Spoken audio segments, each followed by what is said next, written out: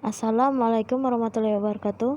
Perkenalkan, nama saya Lucy Widianti, NPM 0212000040. Ini adalah tugas proyek saya tentang memori mata kuliah sistem operasi.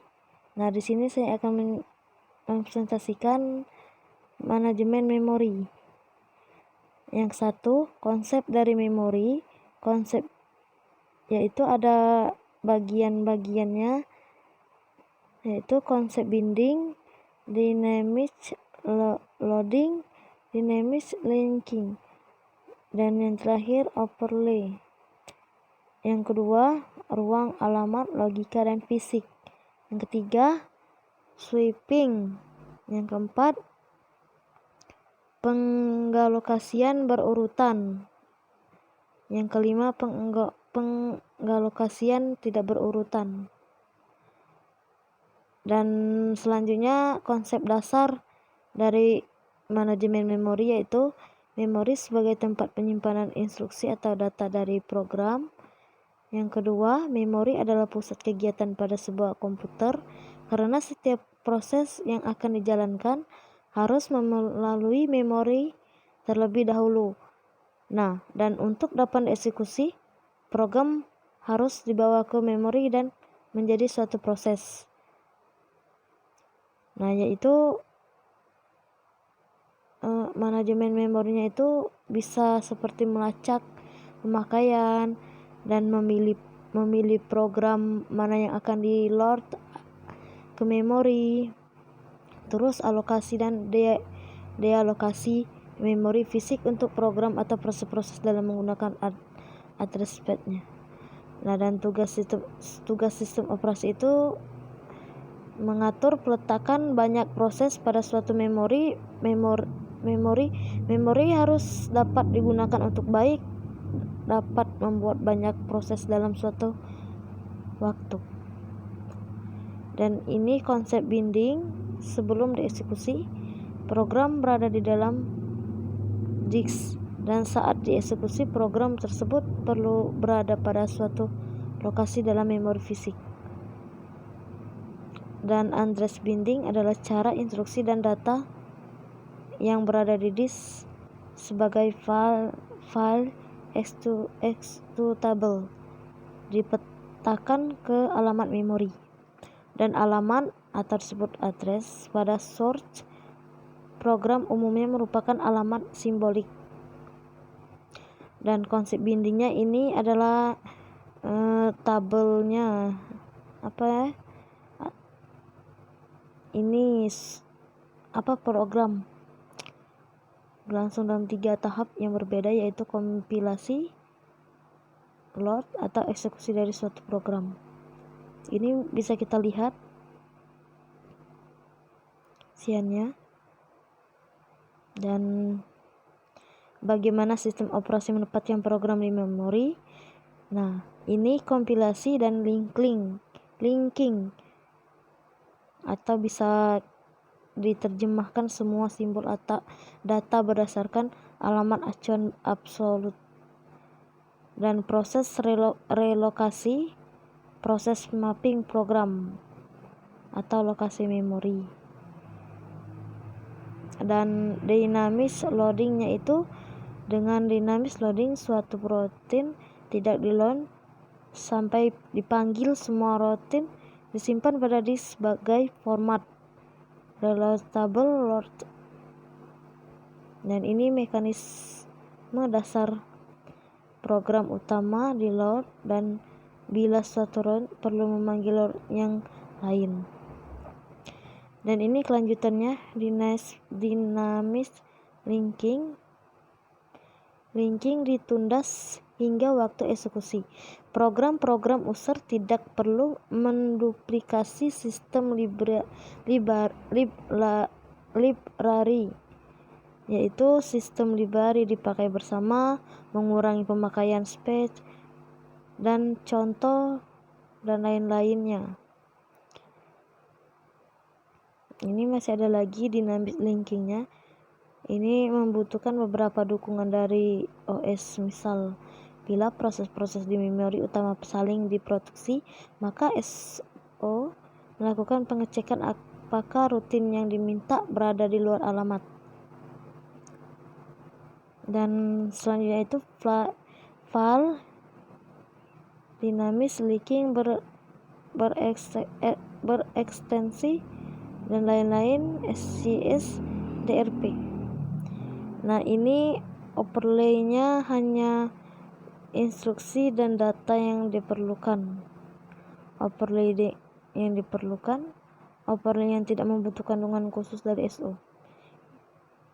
Selanjutnya, ruang alamat logika dan fisik.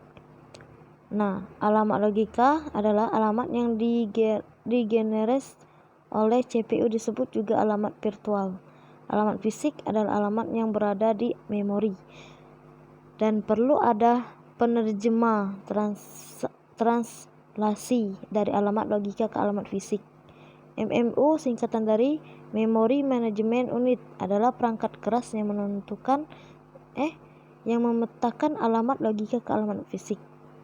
Dan ini ruang alamat logika dan fisik dalam skema MMU atau disebut Memory Management Unit. Ini ada programnya, yaitu menyediakan perangkat register yang dapat di-set oleh CPU. Setiap proses mempunyai data set register tersebut disimpan di PCB. Harga dalam register basis atau relokasi ditambahkan ke setiap alamat proses user pada saat run di memori.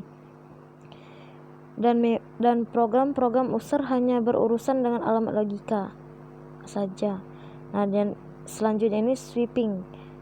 Sweeping ini meskipun proses harus berbeda di memori untuk dieksekusi, tapi dia prosesnya dapat di-swap atau ditukar untuk sementara keluar memori ke basking store dan kemudian membawanya kembali ke memori untuk dieksekusi lanjutan.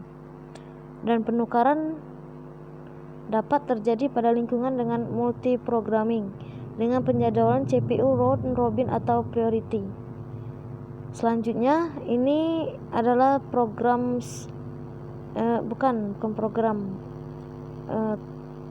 gambarnya kan, gambar sweeping, skema sweeping. Dan sweeping pada umumnya sebuah proses yang di-swap out akan menukar kembali ke ruang memori yang sama dengan sebelumnya. Nah, seperti yang di atas tadi kan, penukaran membutuhkan sebuah basking store. Bila CPU scheduler memutuskan untuk mengeksekusi proses, OS memanggil dispatcher. Ini yang di atas ini ya. Nah, ada memori dan proses itu monoprogramming, hanya ada satu proses di memori dan sistem memori. Ini ada tabel OS dan yang bawahnya program user. Nah, itu multiprogramming, lebih dari suatu proses siap di memori. Nah, yaitu alokasi memori dengan partisi tetap untuk setiap proses dan alokasi memori dengan partisi beragam sesuai besarnya proses. Dan alokasi memori dibantu dengan disk atau swap area. Proses dapat berpindah dari memori ke disk. Dan yang terakhir virtual memory.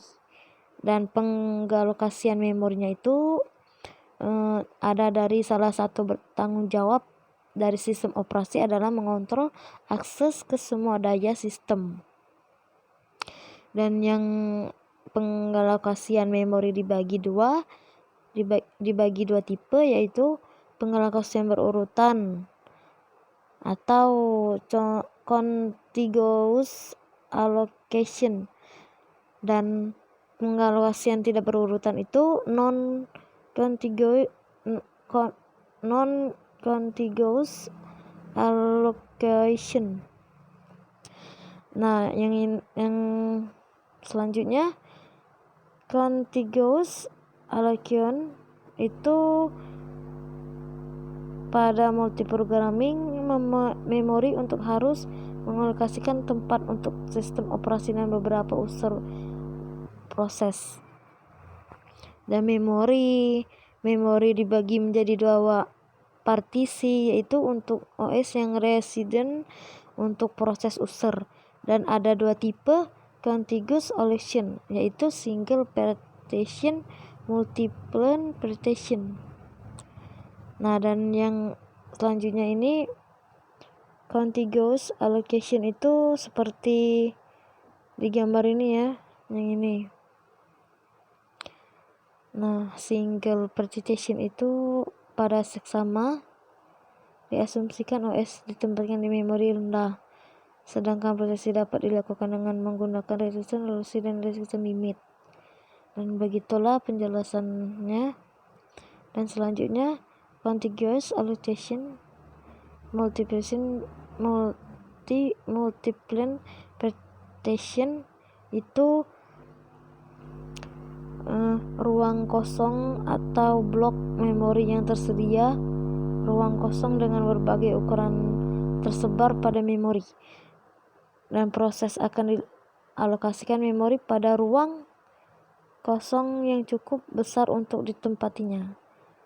OS akan mengelola informasi mengenai partisi yang dialokasikan, partisi bebas atau ruang kosong.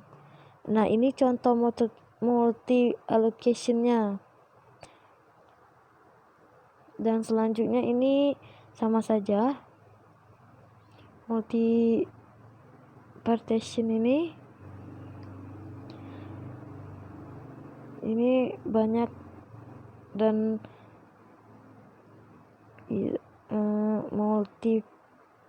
multiple partition ini pada MPT OS akan menyimpan tabel yang berisi bagian memori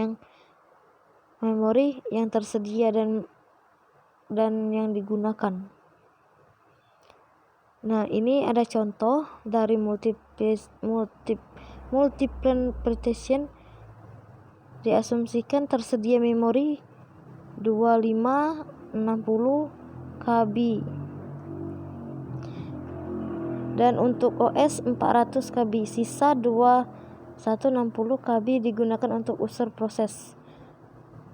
Nah, dan selanjutnya multiplication itu tabelnya seperti ini, seperti memori, time, proses.